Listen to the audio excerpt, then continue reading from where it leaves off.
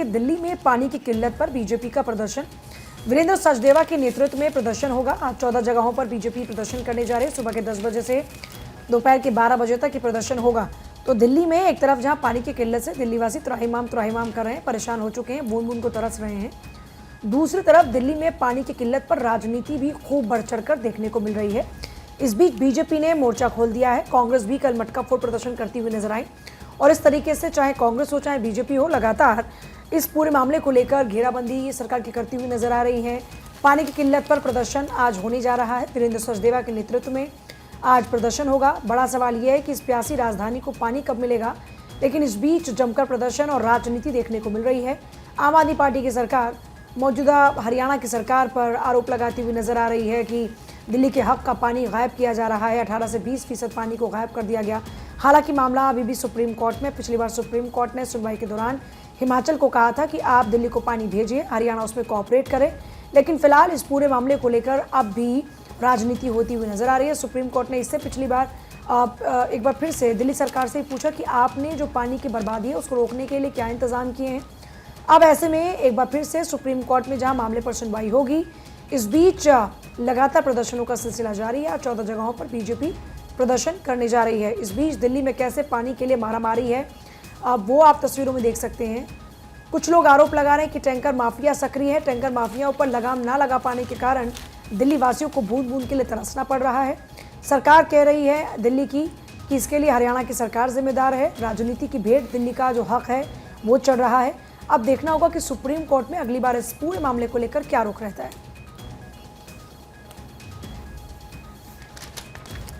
तो देखिए, जिस तरीके से बीच में खबर सामने आई कि मुनक नहर से पानी, यानी कि हरियाणा से पानी छोड़ दिया गया है, लेकिन इसके बाद भी आतिशी की तरफ से ये कहा जा रहा था कि हरियाणा पानी नहीं दे रहा है दिल्ली को।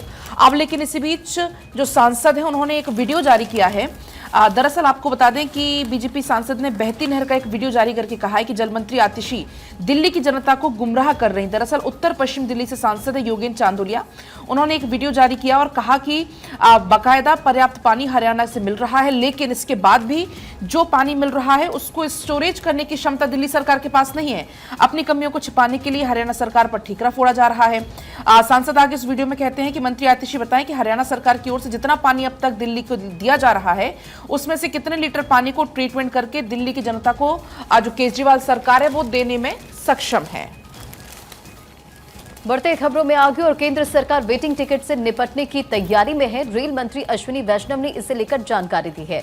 अतिरिक्त ट्रेनें चलाने की योजना है। गर्मियों में चलाई गई 10 गुना ज्यादा समर स्पेशल और 100 दिन में ट्रैक पर होगी वंदे भारत स्लीपर। अखबारों में भी इसका जिक्र है। देखिए, भारत में त्योहारों, गर्मी की छुट्टियों और शादी के सीजन में ट्रेन की कंफर्म टिकट मिलने में सबसे ज्यादा परेशानी होती है और ऐसे में अब इससे निपटने के लिए सरकार की तैयारी। केंद्र में अब एनडीए की नई सरकार बनने के बाद रेल मंत्री अश्विनी वैष्णव ने वेटिंग टिकट से निजात पाने को लेकर बयान दिया और रेल मंत्री अश्विनी वैष्णव ने कहा है कि वेटिंग टिकट की समस्याओं से निपटने की पूरी कोशिश की जा रही है। उन्होंने कहा कि इस बार गर्मियों में पहले की अपेक्षा 10 गुना अधिक ट्रेन चलाई गई है और पिछले साल छठ के अवसर पर 4 गुना अधिक ट्रेनें चलाई गई थी। 2024 में 14 किलोमीटर पटरी प्रतिदिन बनाई जा रही है और वहीं 2014 में रोज 4 किलोमीटर पटरी तैयार किया जाता था। ये पूरी जानकारी शेयर की गई है।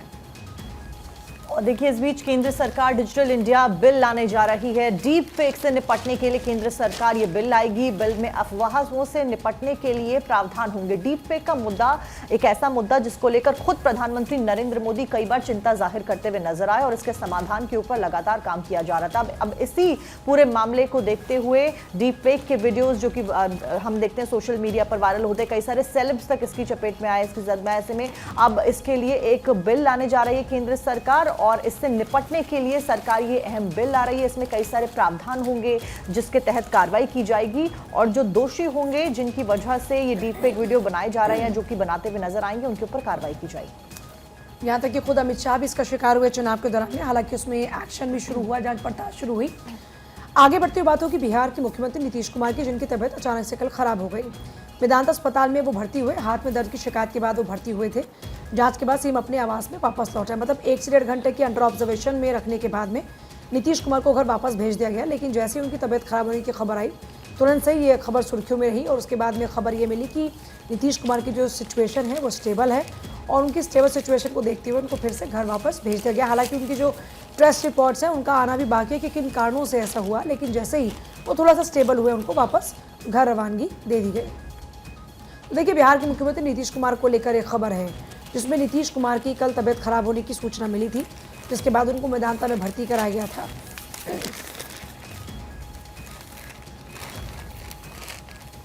और चलिए अब आपको सीधा दमन लेकर चलते हैं, जहां पर योग दिवस के पहले योग का कार्यक्रम चल रहा है। तस्वीरें वहां से सामने आ रही हैं, आप देख सकते हैं। 21 जून को योग दिवस मनाया जाएगा पूरे विश्व भर में, लेकिन उसके पहले जगह जगह तमाम जगह रिहर्सल चल रही है। इसके पहले हमने आपको दिखाई थी तस्वीरें कुछ मध्य प्रदेश से सामने आई थी, जहां पर रिहर्सल चल रही थी। और दमन कोस्ट गार्ड एयरपोर्ट पर योगा कार्यक्रम की ये तस्वीर आपकी टीवी स्क्रीन पर। 21 जून को पूरे भारत में मनाया जाएगा योग दिवस। प्रधानमंत्री मोदी खुद श्रीनगर में मौजूद होंगे और फिलहाल ये दमन की तस्वीरें। और न केवल भारत में बल्कि क्योंकि अंतर्राष्ट्रीय योग दिवस है तो देश विदेश से ऐसी ही तस्वीरें कुछ सामने आने वाली हैं। 10वां योग दिवस इस बार हम सभी लोग मनाने जा रहे हैं और उसी को लेकर तैयारियां एक तरफ लगातार जारी हैं, क्योंकि 21 जून को बड़े स्तर पर योगा के कार्यक्रम अलग अलग जिलों में, अलग अलग राज्यों में आयोजित किए जाते हैं। खासतौर पर भारत की बात की जाए तो खुद प्रधानमंत्री नरेंद्र मोदी लगातार योग को प्रमोट करते हुए नजर आए और खुद देखिए उनके द्वारा कई सारे एआई वीडियोस भी पोस्ट किए गए। अभी हाल फिलहाल में भी उन्होंने ताड़ासन को लेकर वीडियो पोस्ट किया था और तमाम आसनों को लेकर वो जानकारी देते आए हैं। अपना एआई वीडियो उनके द्वारा पोस्ट किया गया था जिसमें जानकारी दी गई किस तरीके से योग बहुत ज्यादा फायदेमंद होता है आपके स्वास्थ्य के लिए, आपकी जीवन शैली को और ज्यादा स्वस्थ रखने के लिए। और हमें योग जरूर करना चाहिए और रोजाना करना चाहिए और इसके कई सारे फायदे होते हैं। और फिलहाल ये तस्वीरें दमन से, जहां पर योग दिवस से पहले लोग योग करते हुए नजर आ रहे हैं। बढ़ते खबरों में आगे और दिल्ली में पानी की किल्लत की बात करेंगे। देखिए, बूंद बूंद की पानी के लिए दिल्ली वासी तरस रहे हैं और जल मंत्री आतिशी ने सचिवालय में बैठक बुलाई और दिल्ली जल बोर्ड के बड़े अधिकारी इस बैठक में मौजूद रहे। तो देखिए, दिल्ली में जिस तरह से पानी को लेकर सियासत है, अखबारों में भी इसका जिक्र है कि दिल्ली के सूखते हलक पर सियासत तू मैं तेज, क्योंकि बार पलटवार का दौर जारी है। बीजेपी लगातार आम आदमी पार्टी को घेर रही है। अब कांग्रेस ने भी मटका फोड़ प्रदर्शन शुरू कर दिया और कई ब्लॉक में जाकर आम आदमी पार्टी के खिलाफ यहां पर प्रदर्शन किया जाएगा कांग्रेस की तरफ से। लेकिन आतिशी भी लगातार देखिए एक्टिव मोड में नजर आ रही है। बैठकों का दौर जारी है, अखबारों में भी इसे लेकर जिक्र किया गया है। बिल्कुल, कल जब बैठक हुई और बैठक के बाद जल मंत्री आतिशी ने हिमाचल के मुख्यमंत्री से फोन पर बातचीत की और हिमाचल सरकार से मदद का आश्वासन भी मिला है। इससे पहले हिमाचल प्रदेश ने सुप्रीम कोर्ट में सुनवाई के दौरान दिल्ली को अतिरिक्त पानी देने से इनकार कर दिया था। दिल्ली में पानी का शोधन घटकर 932 MGD पहुंच गया है। उन्होंने कहा कि पर्याप्त पानी न मिलने की वजह से वजीराबाद बैराज का जलस्तर भी सामान्य से 6 फीट अब घट चुका है और मुनक नहर से मिलने वाला पानी भी घटकर 902 क्यूसेक पर पहुंच गया है। और इस बीच दिल्ली से एक खबर जहां पर गर्मी का रिकॉर्ड बढ़ा है। दिल्ली में आपको बता दें कि अधिकतम तापमान 46 डिग्री सेल्सियस पर पहुंचा। दिल्ली के आर्य नगर में अधिकतम तापमान 46 डिग्री सेल्सियस दर्ज किया गया और लगातार आईएमडी के द्वारा भी ये चेतावनी जारी करी जा चुकी है कि आने वाले दिनों में गर्मी ऐसे ही बरकरार रहने वाली है, बल्कि और भी ज्यादा गर्मी और लू के थपेड़ों के साथ में दिल्ली वासियों को जूझना पड़ सकता है।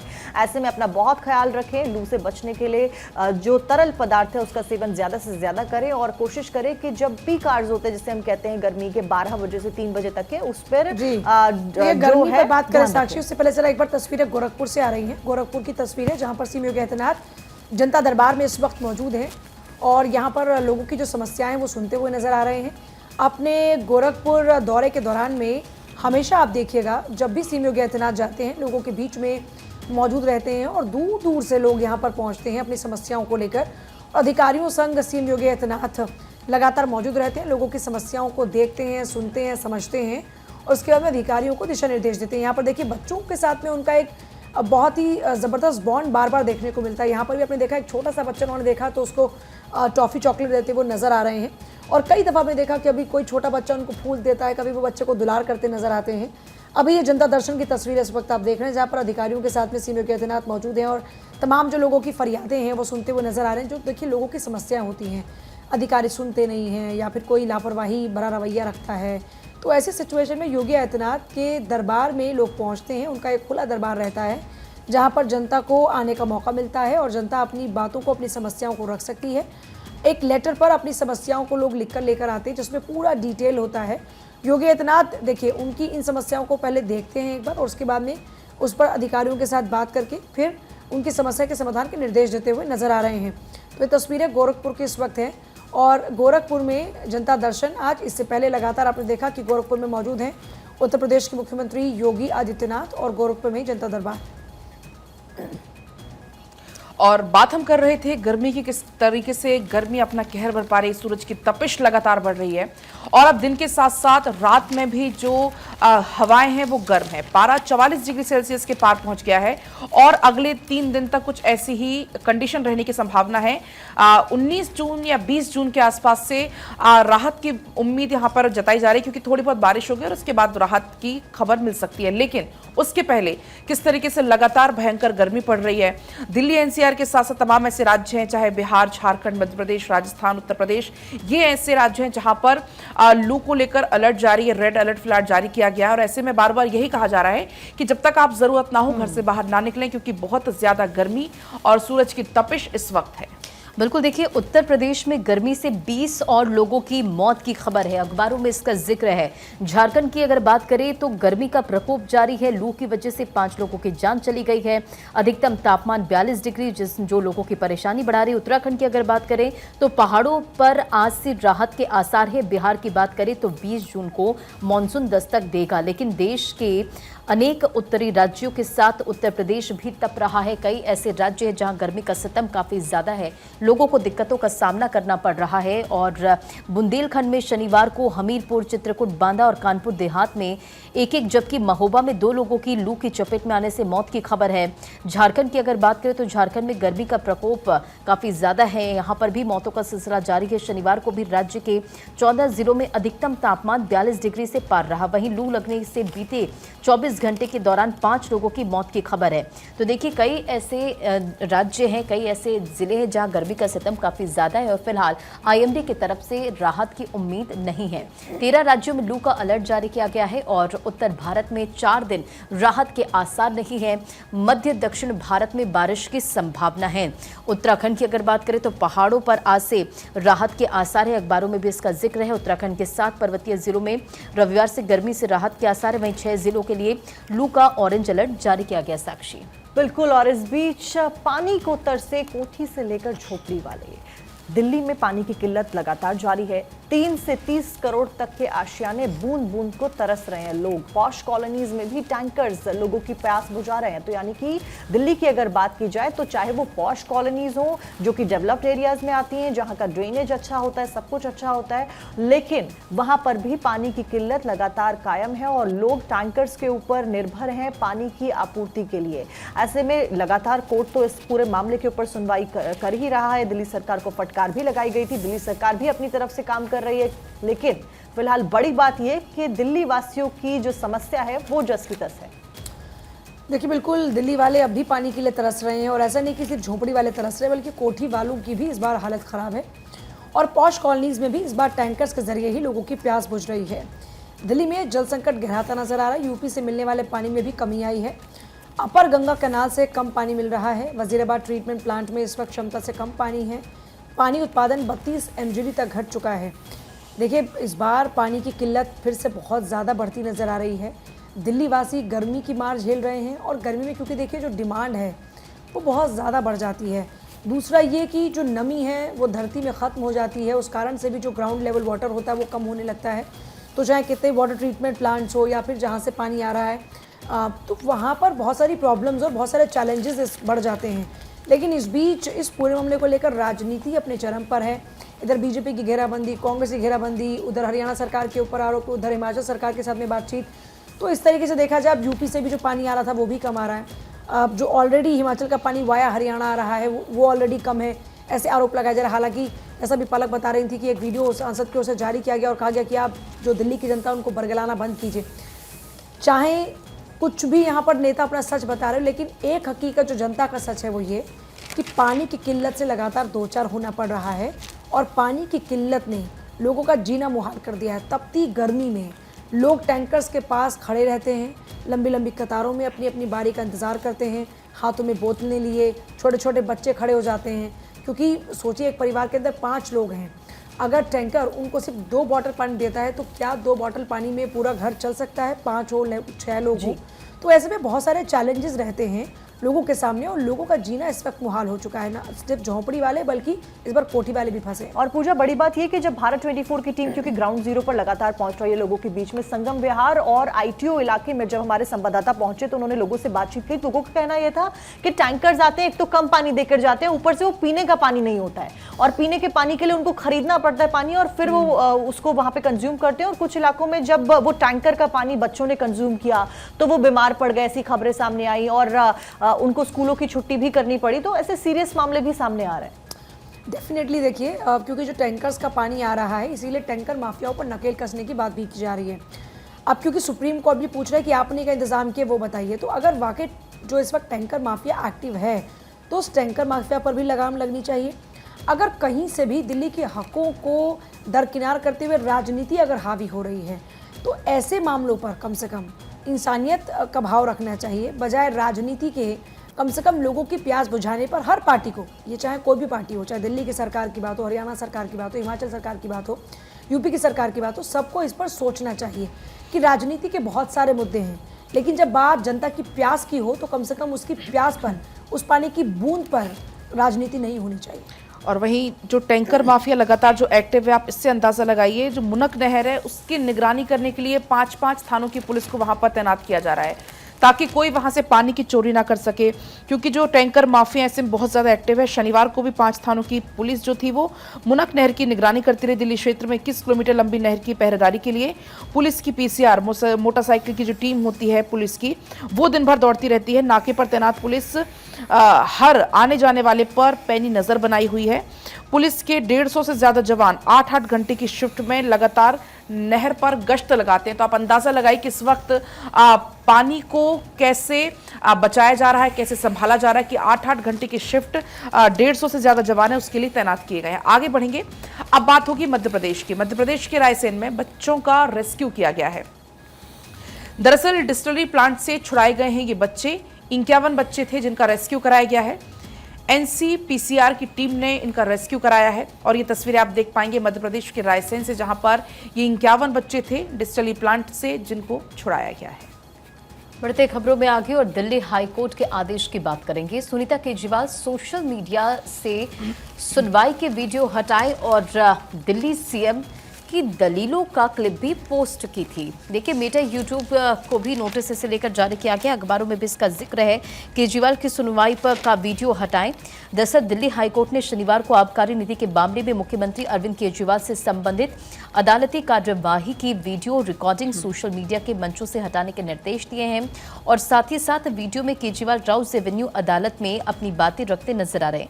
न्यायमूर्ति नीना बंसल कृष्णा और न्यायमूर्ति अमित शर्मा की खंडपीठ ने दिल्ली उच्च न्यायालय के वीडियो कॉन्फ्रेंसिंग नियमों के उल्लंघन का आरोप लगाने वाली याचिका पर सोशल मीडिया मंच एक्स, मेटा और यूट्यूब को नोटिस जारी किया। साथ ही अपने अपने मंच से ऑडियो वीडियो रिकॉर्डिंग तुरंत हटाने के निर्देश दिए।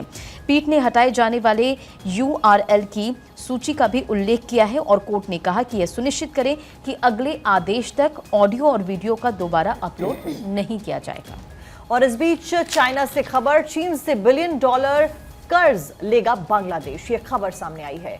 इस बीच तीस्ता मास्टर प्लान में होगा इस्तेमाल इस पैसे का। शेख हसीना ने संसद में इस बात का ऐलान किया है। तो चाइना से बांग्लादेश लोन लेता हुआ नजर आएगा। पूजा, और बड़ी बात यह है कि चीन ने जिन जिन देशों को लोन दिया वो उन पर कब्जा करना शुरू कर देता है। कब्जा एज इन उनके इंटरनल जो नीतियाँ रहती है उसमें हस्तक्षेप शुरू हो जाता है। फिर आप देखिए, अब भारत के साथ क्योंकि बांग्लादेश के रिश्ते बहुत ज़्यादा अच्छे और मजबूत हैं। दूसरा ये कि अभी हाल ही में भी आपको याद होगा पीएम मोदी का जब शपथ ग्रहण रहा तो उस पर भी शेख हसीना का यहाँ पर आना। अब ऐसे में बांग्लादेश की संसद में शेख हसीना ने ये ऐलान किया है कि वो $1 बिलियन कर्ज चीन से लेने जा रहे हैं और इस कर्ज के ज़रिए तीस्ता मास्टर प्लान जो है उसको आगे बढ़ाया जाएगा। तो अब देखना होगा कि आगे क्या कुछ नतीजे रहते हैं। लेकिन इस बीच साउथ चाइना सी की बात करें तो विदेशियों को गिरफ्तार करेगा चीन। शी जिनपिंग सरकार का ये नया कानून है। बगैर ट्रायल 60 दिन जेल में ही ड्रैगन उनको रखेगा। शी जिनपिंग सरकार का ये नया कानून है। साउथ चाइना सी में जो विदेशी घुसे हैं उनको गिरफ्तार किया जाएगा। न सिर्फ गिरफ्तार किया जाएगा बल्कि इस नए कानून के तहत में बगैर ट्रायल के ही 60 दिन ड्रैगन उनको जेल में रखेगा। तो देखिए शी जिनपिंग सरकार का ये नया कानून है, अगर कोई भी विदेशी घुसता है तो ऐसे में अब बगैर ट्रायल के, क्योंकि आमतौर पर देखिए ट्रायल का एक कानूनी अधिकार होता है, लेकिन ट्रायल के बगैर ही अब यहाँ सीधे जेल में रखा जाएगा।